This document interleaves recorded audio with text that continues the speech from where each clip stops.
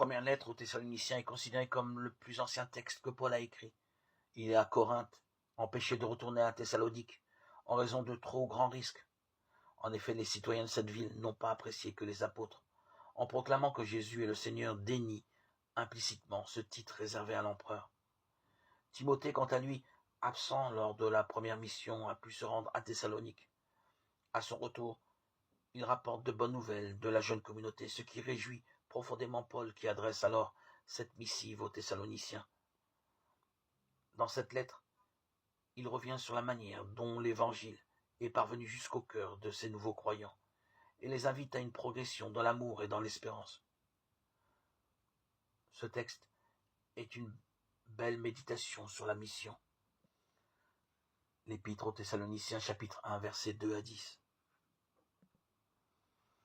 L'Épître aux Thessaloniciens est un ensemble, une prière, plus précisément une action de grâce.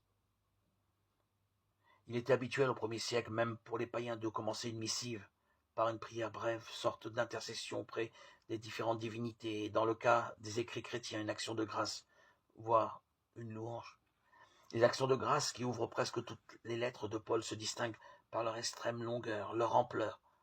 Paul prend le temps de remercier Dieu pour les personnes qui bénéficient de son ministère. La mission de l'apôtre ne se termine pas uniquement par l'intercession pour les communautés fondées. Il remercie aussi Dieu de lui avoir ainsi donné des frères et sœurs en Christ. Il fait sienne la prière du Christ, qui considère ceux qui croient en lui comme étant ceux que le Père lui a donnés. À tout instant, nous rendons grâce à cause de vous tous, en faisant mention de vous dans nos prières.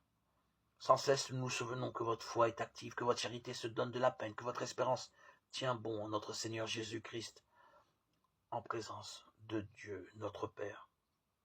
Première épître aux Thessaloniciens, chapitre 1, versets 2 à 10.